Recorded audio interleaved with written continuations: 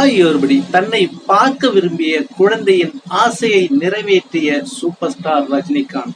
வாங்க வீடியோக்குள்ள போலாம். வீடியோக்குள்ள போறது முடியாதா? நம்ம சேனலை சப்ஸ்கிரைப் பண்ணலாம், உடனடியா சப்ஸ்கிரைப் பண்ணீங்க. நன்றி. சின்ன குழந்தையில இருந்து பெரியவங்க வரைக்கும் எல்லாரும் பார்க்க விரும்பக்கூடிய, அது செலிபிரிட்டியா இருக்கட்டும், இல்ல அவங்க நடிகையா இருக்கட்டும், இல்ல சாதாரண மக்களா இருக்கட்டும், ஒரு மனிதரை பார்க்கணும் அப்படின்னு நினைக்கிறாங்க அப்படின்னாக்கா அது சூப்பர் ஸ்டார் ரஜினிகாந்த் மகானா தான் இருக்கும்.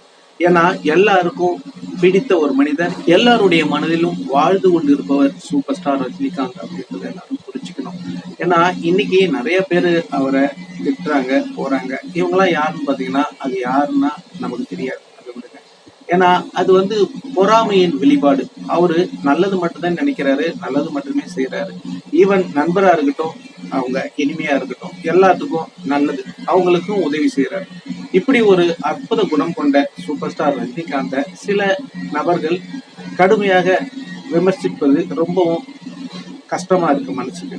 நேத்து கூட பார்த்தங்க, அவங்க பேரு என்ன, தனலட்சுமியா, அவங்க சொல்றாங்க சூப்பர் ஸ்டார் ரஜினிகாந்த் அவர்கள் தமிழின துரோகி அப்படின்னு சொல்றாங்க. உடனே அங்க நண்பர்கள்லாம் போயிட்டு அவங்க கிட்ட கேக்குறாங்க, அவர் என்ன தப்பு செஞ்சாரு, தமிழின துரோகின்னு சொல்றீங்களே, என்ன அது?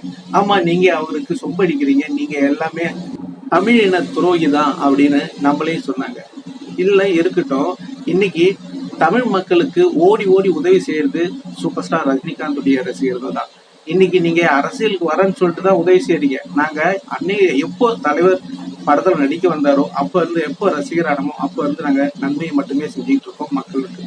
நீங்க அரசியல் வரேன்னு சொன்ன பிறகு 4-5 போட்டோ ஷூட் பண்ணீங்க, அவ்வளவுதான் விஜய் ரசிகர்கள்லாம். ஓகேங்களா? நீங்க சொம்புன்னு சொல்றீங்களே, முதல்ல விஜய் தான் சொம்பு. அவரை தான் தூக்கி பிடிச்சி அவருடைய படங்கள்ல காட்டிக்கிட்டு, அவரை போல டான்ஸ் ஆடிக்கிட்டு, அவரை போல ஸ்டைல் பண்ணிக்கிட்டு, என்னுடைய குரு குரு அப்படின்னு சொல்லிட்டு அவருடைய படத்தை வச்சு காலில் விழுந்துகிட்டு கிடந்தாரு. அப்போ யாரு சொம்பு? நீங்க தான் சொம்பு. ஓகேங்களா? நாங்க தலைவருக்கு, தலைவருடைய வழியில நல்லதை மட்டும் செஞ்சுக்கிட்டு இருக்கிற ஒரு மனிதர்கள், அவ்வளவுதான். நீங்க அவ்வளவு ஆக்ரோஷமா பேசியிருக்கீங்க. அதை பார்க்கக்குள்ள உண்மையிலுமே நீங்க தமிழிச்சி தானா அப்படின்னு எங்களுக்கே டவுட்டா இருக்கு. ஏன்னா ஒரு நண்பர் கீழே கமெண்ட் பண்ணியிருந்தாரு, அந்த இக்னோர் பண்ணுங்க, வயலன்ஸ் எல்லாம் வேணாம் அப்படின்னு. எப்படிங்க இதெல்லாம் தலைவரை பத்தி அவங்க பேசக்குள்ள எப்படிங்க இதெல்லாம் பார்த்துக்கிட்டு இருக்க முடியும் சொல்லுங்க? அதாவது நல்ல மனிதரை மனது புண்படுத்தும்படி அவங்க பேசிட்டு இருக்காங்க. அவரு தமிழின மக்களுக்கு என்னங்க துரோகம் பண்ணாரு? அவரால் முடிஞ்ச உதவி செஞ்சுட்டு இருக்காரு. இன்னைக்கு அவங்க கொண்டாடுறாங்களா, அவங்களுடைய நடிகர் என்ன பண்றாரு சொல்லுங்க? ஒண்ணும் இல்ல. இன்னைக்கு தன்னுடைய சொத்தான ராகவேந்திரா மண்டபத்தை தமிழின மக்களுக்கு எழுதி வச்சிருக்காரு. உங்க விஜய் அண்ணன் என்ன பண்ணாரு? உங்களுக்கு எல்லாம் கை கொடுத்துட்டு டெட்டால்ல போய் வாஷ் பண்ணாரு கைய. அப்புறம் என்ன பண்ணாரு சொல்லுங்க? அவரை எப்படி நீங்க நல்ல மனிதர்னு கொண்டாடுறீங்க? எனக்கு ஒண்ணும் புரியல. நான் யாரையும் குறை சொல்ல விரும்பல. நீங்க என்னைக்கு இந்த மாதிரி தலைவரை பற்றி பேசிட்டு இருக்கீங்களோ உங்களுக்கு சொல்லிதான் ஆகணும். ஏன்னா என்னைக்கு அவரு யாருக்கு நல்லவரா இருந்திருக்காரு சொல்லுங்க? எனக்கு ஒன்றும் புரியல. பெத்த அப்பா அம்மாவுக்கு நல்லவரா இருந்திருக்காரா? அவங்கள அடிச்சு வீட்டை விட்டு வெளியே திட்டுட்டேன். கட்டின பொண்டாட்டிக்கு நல்லவரா இருந்திருக்காரா? அவங்களே வெளியே திட்டுட்டேன்.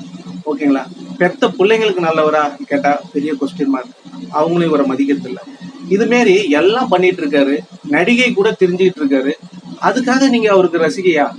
அப்படின்னா நீங்க வேற கூட்டமா? நீங்க எது எப்படியோ அதெல்லாம் நான் போக தேவையில்ல. நீங்க எதுக்காக அவரை ரசிகர்களோ அதை நான் உங்களை எதுவும் சொல்லல.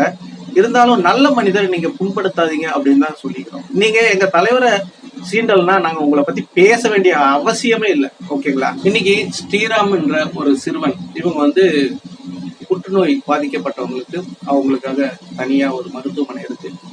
அங்க நிறைய ஏழை குழந்தைகள்லாம் இருக்காங்க. அங்க இருந்து ஸ்ரீராம் என்ற ஒரு சிறுவன் தலைவரை பார்க்கணும் ஆசையா இருக்கு அப்படின்னு சொல்லிட்டு அவங்க எல்லாம் அந்த கஷ்டம், அந்த வலி, அந்த வேதனை அப்படி படக்குள்ள தலைவரை அவங்க ஞாபகப்படுத்திக்குவாங்களாம். அப்போ அவங்களுக்கு அந்த சந்தோஷம் கிடைக்கும் அப்படின்னு சொல்றாங்க. அதாவது அவங்களுடைய வலியும் வேதனையும் உள்வாங்கிக்கிட்டு தலைவரை நினைச்சுக்கிட்டு அவங்க அம்மா அப்பாவை அழுவானா அப்படின்னு சொல்லுவாங்களாம். அந்த மாரி தெய்வத்தின் குழந்தைகள் இன்னைக்கு தெய்வமான சூப்பர் ஸ்டார் ரஜினிகாந்த் அவர்களை பார்க்கணும் அப்படின்னு கேட்கக்குள்ள உடனே நாங்க இட்டுட்டு போய் அவர்கிட்ட காட்டணும்.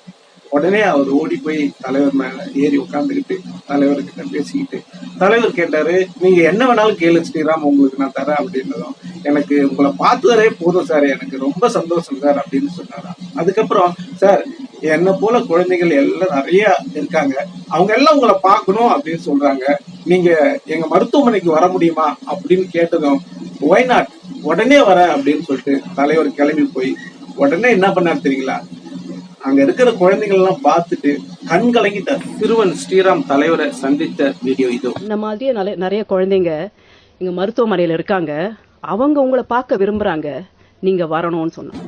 ஓகே நண்பர்களே, தலைவர் எப்படியோ அவங்களுக்கு அந்த மருத்துவமனைக்கு உதவி செஞ்சிருப்பாரு. ஏன்னா தலைவர் அவ்வளோ எமோஷனலாக பார்த்து அழுது அந்த குழந்தைகளை பார்த்து ரொம்பவும் மன வருத்தப்பட்டார்.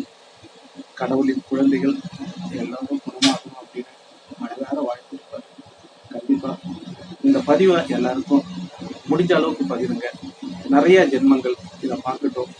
இது போல ஒரு நல்ல மனிதரை புண்படுத்த எப்படிதான் நினைக்கிறாங்களோ தெரியல. இந்த தகவல் உங்களுக்கு பிடிச்சிருந்தா லைக் பண்ணுங்க, ஷேர் பண்ணுங்க, கமெண்ட் பண்ணுங்க, முக்கியமா சப்ஸ்கிரைப் பண்ணுங்க. சப்ஸ்கிரைப் பண்ணக்குள்ள பக்கத்துல ஒரு பெல் பட்டன் வரும், அதை கிளிக் பண்ணீங்கன்னா 3 ஆப்ஷன் காட்டும். ஃபர்ஸ்ட் ஆப்ஷன் ஆல்ன்றதை செலக்ட் பண்ணீங்க. நன்றி, வணக்கம், ஜெய் ஹிந்த்.